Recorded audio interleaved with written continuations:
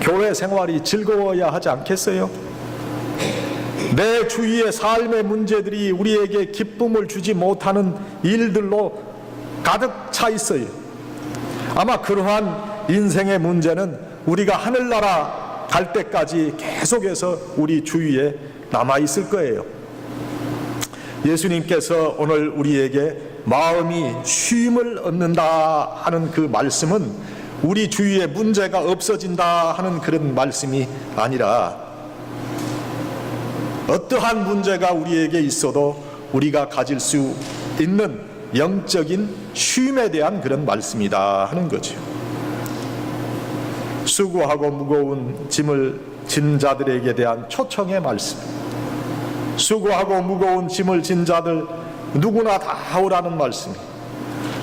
우리 모두 인생에 무거운 짐을 진 그런 사람들입니다. 수고하며 살아가는 피곤한 그런 사람들입니다. 위로와 안식을 기다리며 살지요. 예수님은 우리에게 위대한 구원의 초청을 주시지요. 물론 영적인 구원에 대한 말씀이기도 하지만, 현재 내가 육신을 가지고 살아가는 이 육신의 삶의 은혜와 평안을 주신다는 말씀이기도 한 거예요. 우리가 참된 평안을 누리고 쉼을 얻는 삶을 살려면 먼저 예수님 앞에 나오라 하는 것이 예수님의 말씀. 예수님께 나와라. 그리고 우리의 짐을 내려놓고 예수님께서 주시는 멍에의 짐을 져라 하는 거예요. 세상의 짐과 주님께서 주시는 멍에를 바꾸라, 그런 말씀. 그 다음은 예수님의 가르침을 배워야지요. 그 가르침의 대표적인 것은 바로 온유와 겸손이에요. 이러한 단계를 거쳐가며 신앙생활을 하면 마음의 쉼을 얻는다, 그렇게 말씀해 주셨어요. 먼저 하나님의 은혜를 체험한 사람들이 쉼을 누릴 수 있어요. 우리들 모두 참된 쉼을 갈망하지요. 그것이 영적인 갈급함이요 목마름일 거예요. 예수님은 이러한 우리들에게 오라는 말씀을 가지고 초청하십니다. 주님께 세상 짐을 가지고 나와야 돼요. 주님께 나온다고 하는 것은 교회의 예배나 모임에 참석을 말하는 것일 수도 있지만은, 하나님의 사람으로서의 의식을 가지고 좀 살아야 된다, 그런 말씀. 우리가 출애굽기를 보면 출애굽의 여정을 통해서 세상 사람의 의식으로 가득 차 있던 그런 마음이 하나님께서 기뻐하시는 그런 사람으로서의 그런 의식으로 이제 바꾸어지는 것을 뜻하는 거예요. 출애굽이라고 하는 것은, 영적인 출애굽이라고 하는 것은 그런 의식이 바꿔지는 것을 말하는 거예요. 우리의 이 가지고 있던 가치관이 바뀌어지는 것을 말하는 거예요. 이스라엘 민족이 430년 동안 노예로 지내다가 이제 출애굽을 통해 하나님의 자녀라는 의식을 가지게 되었어요. 그들은 그런 의식이 없었어요. 그저 하루하루 먹고 하루하루 사는 그것이 그들의 일생인 줄 알았지요. 그들이 하나님의 자녀라는 그런 정체성을 가진 고귀한 하나님의 자녀라는 생각을 하지 못했다는 거예요. 그들은 마귀와 세상과 욕정의 노예가 되어 살았어요. 모세의 인도로 해방되어 광야에 나와서 하나님을 섬기게 됐어요. 구약의 이 출애굽의 역사는 바로 신약의 예수님과의 만남을 상징적으로 표현하는 거예요. 출애굽했다는 것은 세상의 무거운 짐을 가지고 예수님께 나와 주님께 맡겨버리는 것을 뜻하는 거예요. 오라는 예수님의 초청에 응답하는 것이고, 출애굽의 여정을 떠나는 거예요. 출애굽은 세상의 속박에서 자유를 얻고 마귀의 종에서 하나님의 자녀로의 변화를 의미하는 거지요. 우리가 참된 쉼을 얻으려면 출애굽하는 결단이 있어야 돼요. 이러한 결단이 없으면 하나님께서 어떠한 은혜를 베풀어 주셨는지 알 수도 없고 참된 쉼을 누릴 수도 없고 우리 이웃을 섬길 수도 없는 거예요. 그동안 우리는 죄와 마귀와 세상과 육신의 종으로 살아왔어요. 그런데 주님께서 오라는 말씀에 이제 순종해서 하나님의 자녀가 된 거지요. 죄와 마귀와 영원한 사망으로부터 해방과 자유를 얻었어요. 놀라우신 하나님의 은혜를 체험해야 뜨거운 마음과 감사하는 마음으로 하나님을 섬기고 싶다는 마음을 가지게 되고, 이웃과 직장과 교회에서 예수님을 믿고 섬기는 자, 참된 쉼을 누리는 자가 될 수 있다. 여러분, 주위에 그런 분들 있지 않아요? 정말 저 사람 예수 믿는 사람 같다. 어쩜 저렇게 선한 삶을 사는가? 어쩜 저렇게 항상 얼굴에 웃음을 잃지 않고 사는가? 여러분, 그런 모습을 보여줄 수 있습니까? 저 사람 보니까 얼굴에 뭔 걱정이 저렇게 많아. 사람 보니까 왜 저렇게 말이 저렇게 강팍한가? 좀 뭔가 예수님 믿는 것 같은 그런 모습을 보여줘야 되는데, 여러분의 모습 속에서 과연 그런 모습이 있느냐 하는 거예요. 우리가 그런 사람이 되려면 첫째, 예수님의 초청에 응답해야 되지요. 예수님을 통해서 참된 쉼을 얻기 위해서 예수님 앞으로 나와야 돼요. 영적인 구원의 초청을 뜻하는 말씀이지. 예수 믿고 영원한 생명을 얻는 것만큼 값지고 귀한 안식이 어디에 있겠어요? 이 말씀을 우리의 삶에 적용시키면 우리의 어두운 삶의 모습이 밝아진다는 거예요. 어두워서 바로 보지 못했던 문제들이 밝히 보이기 시작하고, 문제가 보이기 시작하니 그 문제를 어떻게 처리해야 하는가에 대한 그런 해안의 지혜가 생겨난다는 거예요. 인생의 문제는 우리가 육신의 삶을 마감할 때까지 우리 주위에 있는 거지요. 그런데 예수님께서 그 무거운 문제의 짐을 이제 맡아주신다. 예수님의 인도를 받고 문제를 분별할 수 있는 그러한 능력을 얻게 되어서 그 모든 문제를 처리할 수 있게 된다는 거예요. 우리를 수고하게 하고 힘들게 하는 세상의 짐, 바로 사탄의 일과 관계가 있어요. 먼저 생각해 볼 수 있는 것은 바로 우리의 죄성이죠. 잘못된 말과 행동과 습관이 우리의 인격과 삶을 병들게 하는 거예요. 세상은 우리의 죄성을 부추기고 세상의 사고방식과 가치관을 가지고 살아가라고 압박합니다. 또 다른 세상 짐은 마귀와 악한 영이지요. 우리는 때때로 마귀의 권모술수에 넘어갈 때가 있어요. 이러한 악한 영의 일들, 세상적인 가치관과 육체적인 욕망, 이생의 자랑과 같은 그 세상 짐을 예수님께 가지고 나와요. 이 짐을 예수님께 맡기고 사는 사람이 하나님을 섬기고 참된 쉼을 얻을 수 있는 거예요. 우리는 예수님을 믿고 하나님의 은혜로 엄청난 변화의 모습을 느끼는 거지요. 과거의 내 모습을 생각하면 내 자신도 부끄러운 일들이 얼마나 많았는지 모릅니다. 이제 예수님 안에서 살아가는 사람으로 주님께 내가 바쳐지기를 원하는데 아직도 무엇인가 부족함을 느끼게 되는 거지요. 그 부족함이 우리를 불편하게 할 때가 있습니다.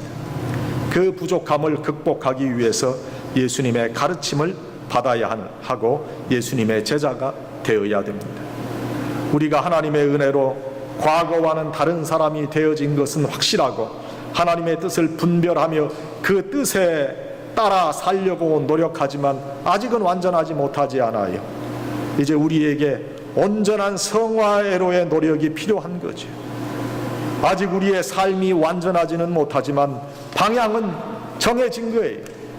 성령 하나님께서 우리 속에 역사하시면 이 죄성이 점점 약해지고 잘못을 조금씩 고쳐가면서 점차 자유와 쉼을 누릴 수 있다 하는 거예요. 우리가 신앙생활하면서 주님의 음성을 듣습니다. 주님의 음성은 육신적인 음성으로 들려질 수도 있지만 우리의 심령에 말씀하시는 때가 더 많습니다. 어떠한 상황이든지 그 상황에 대한 하나님의 말씀이 있는 거예요. 우리가 그 하나님의 판단 기준을 알지 못할 때 우리가 하나님께 기도하는 거예요. 하나님 알려주세요. 하나님 판단하게 해주세요. 하나님 분별하게 해주세요. 우리가 기도하는 거예요. 때로는 하나 실패한 것 아니잖아요. 나에게 당신은 성공한 사람이에요. 그리고 우리 다시 날 수 있을 거예요.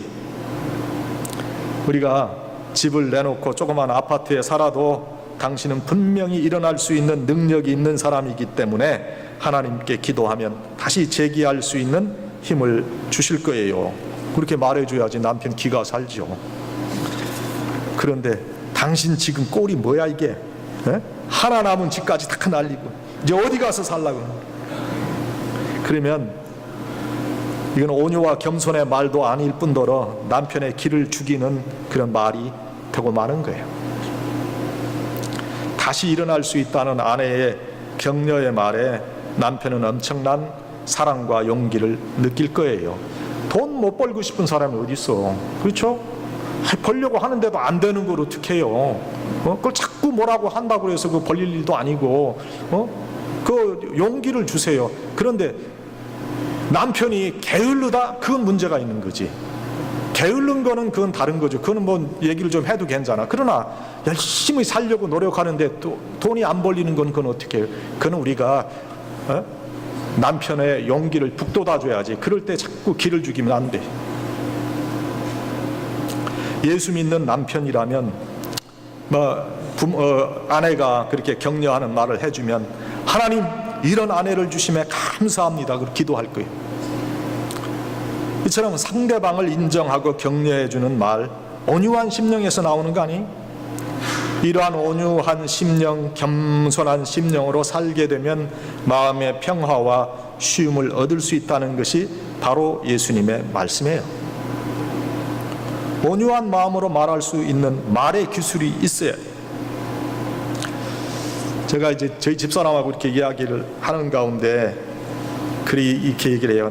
내가 단어를 좀 다른 단어를 썼든지 말하는데 힘을 넣어가지고 말하지 않으면 훨씬 좋은 결과를 얻을 텐데 그러지 못해서 내가 손해보는 경우가 많다. 저희 집사람도 저한테 그런 얘기를 해주고 저도 그런 걸 많이 느껴요. 그게 왜 그런가? 아마 마음의 온유함이 부족해서 그럴 것이다. 그렇게 결론을 내봤어요. 그 온유함을 얻을 수 있도록 노력을 해야 되거든요. 온유함의 언어가 필요한 거죠. 누군가 실수했어요. 우리의 기대치에 많이 어긋났어요. 그때에도 온유한 마음으로 말하면 상대방도 조심하고 반발심을 가지지 않을 거예요. 근데 딱 지적해가지고 막 이렇다고 막 공격하면은요, 그래 너 다음에 봐라. 당신도 언젠가 그런 일이 있을 것이다. 그렇잖아요, 사람이. 똑같은 말도 억양만 조금 바꾸면 전혀 다른 말이 되고, 불안한 사람이 안정감을 느끼고 열등감에 쌓인 그 사람이 자존감을 되찾고 자신감을 가지게 되는 것이 바로 온유한 말의 격렬한 말이죠. 온유한 언어에 반대되는 그런 말을 하면 모든 것을 망칠 수 있어요. 특별하게 그 사람을 싫어하는 이유가 무엇입니까, 여러분? 왜 어떤 사람 만나고 싶지 않은 사람 왜 만나고 싶지 않아요? 온유한 언어를 사용하지 않아서 상처를 입었기 때문에. 저도 말씀을 드렸습니다만 이 문제에 있어서 예외가 아니라고 생각해요. 이 성도님들에게 좀 더 온유한 말로 위로했어야 하고 좀 이해해주고 그랬어야 함에도, 그래서 제가 원칙적인 말을 가끔 하잖아요. 이게 좀 고집스러운 말이 되지 않았나, 또 좀 강팍한 말 표현이 되지 않았나, 이렇게 좀 반성을 해봅니다. 온유한 마음을 가지고 겸손한 마음을 가지고 살아가도록 우리 자신의 마음을 다스려야 돼요. 누구나 칭찬과 격려와 인정해 줌을 원하는 거예요. 잘못된 것 지적받아가지고 좋아할 사람이 어디 있어요? 다 싫어해요. 타인과 비교되어 나는 상급이 없고 다른 이에게 상급이 주어지게 됨을 우리는 견디지 못한단 말이에요. 그리고 시기와 질투에 빠지는 거예요. 솔직히 말해서 우리 모두가 다 그래요. 더욱이 같은 처지에 있는 그런 사람들 사이에서는 더 큰 시험에 빠지기 쉬워요. 이 시기와 질투에 빠지지 않는 것은요, 다른 이들의 노력과 능력과 재능을 인정합니다. 예수님께서도 나보다 남을 더 낮게 여기라고 말씀해 주시지 않았어요? 나보다 남을 더 낮게 여기고 훌륭하게 여기면 시험과 질투의 그 시험에서 벗어날 수 있어요. 그런데 그걸 못해요. 세상에 특출나고 탁월한 재능과 언변과 기술이 있는 분들이 많아요. 나보다 더 훌륭한 모습으로 비추어지게 될 때 그들을 칭송하는 넉넉한 마음을 가지도록 우리가 기도할 수 있어요. 시기와 질투의 자리에서 놓여야 돼요. 온유와 겸손의 예수님의 모습을 생각하고 그 예수님의 성품을 닮으려고 노력하면 우리에게 참된 쉼의 안식이 있게 된다 하는 거죠. 마지막 세 번째는요, 이제 예수님께서 주신 멍에를 우리가 매야 돼요. 주님께서 주시는 그 멍에는 하늘나라의 사역을 감당하는 자가 지게 되는 거예요. 주님, 나는 멍에를 메고 싶지 않습니다. 그거 안 돼요. 멍에를 매야 돼요. 그 멍에는 십자가예요. 누구든지 자기 십자가를 지고 나를 좇지 않는 자는 나에게 합당치 아니하다 그러셨잖아요. 여러분에게 주신 그 멍에가 무엇인가, 여러분에게 주신 십자가가 무엇인가 생각해 보세요. 예수 믿으면서 이러한 부담이 없고 이러한 십자가가 없고 이러한 멍에가 없는 그 사람은 그 예수 잘못 믿는 거예요. 예수님을 믿으면서 이런 멍에와 이런 십자가를 지고 내가 예수님을 따르겠습니다. 그리고 이 멍에를 메었을 때는 절대로 변심하지 말아야 돼. 하나님, 이제 내가 이 멍에를 맸습니다. 주님의 십자가를 내가 메었습니다. 이 십자가를 지고 주님께서 가신 길을 따르는 그 사람이 되게 해 주시옵소서. 주님의 멍에를 맨다는 것은요, 멍에를 맸다 벗었다, 그게 아니에요. 끝까지 이 멍에를 지고 가는 거예요. 마음이 변하지 말아야 된다는 거예요. 세상 인심 조석변이라는 한자가 있는데 아침 저녁으로 사람의 마음이 변한다는 것이죠. 그런데 요즘은 조석변이 아니고 시시변이에요. 시간마다 변해요. 사울 왕은 마음이 한결같이 못했잖아요. 다윗이 처음 사울 왕을 대면했을 때 그는 다윗의 용맹함이 가상했어요. 그가 소년이었지만은 용맹스러웠기에 그를 칭찬하면서 자신의 군복을 입히고 자신의 노투구를 그의 머리에 씌우고 갑옷을 입혔다 성경이 기록해 줍니다. 자신의 군복과 갑옷을 입히고 투구를 씌웠다는 것은 엄청난 신뢰와 사랑의 마음에서만 가능한 행동이지요. 그런데 전투 후에 다윗이 이제 칭송을 받으니까 그 사랑의 마음을 바꾸어 그를 죽이고자 했어요. 자신의 딸을 그에게 아내로 주게 되는 과정도 그래요. 처음에는 큰딸인 메랍을 주려 했다가 마음을 바꾸어 둘째 딸인 미갈을 아내로 줘요. 그뿐이 아니에요. 다윗이 엔게디 황무지에서 사울의 추격을 피해 굴에 숨어 있을 때 굴 안에 들어갔다가 다윗의 칼에 죽을 뻔한 적도 있지 않아요? 그 후 그가 그 위기의 순간에서 다윗이 자기를 처치하지 않음을 알고 소리를 내어 울면서 자신의 부족함을 다윗에게 알립니다. 내 아들 다윗아, 이것이 내 목소리냐 하고 소리를 높여 울면서 다윗에게 이르되 나는 너를 학대하되 너는 나를 선대하니 너는 나보다 의롭도다 이렇게 말하며 돌아갑니다. 그런데도 그 후에도 계속해서 다윗을 죽이고자 했던 그의 모습을 성경은 기록해주고 있습니다. 이렇게 변심하는 그 마음, 여기에 하나님의 능력이 나타나지 않습니다. 다윗과 같이 끝까지 하나님의 사람으로서 하나님께 약속한 그 하나님과의 약속을 변치 않은 그 사람, 그 사람에게 하나님께서 은혜를 베풀어 주신다 하는 거예요. 사랑하는 여러분, 예수님께서 주신 멍에를 우리가 지기를 원해요. 사랑하는 여러분, 그 멍에가 무로 그 멍에를 지고 일평생 변하지 않는 그런 마음으로 살아가셔서 꼭 하나님의 축복의 사람으로 세워지실 수 있기를 간절히 축원드립니다. 기도하십시다.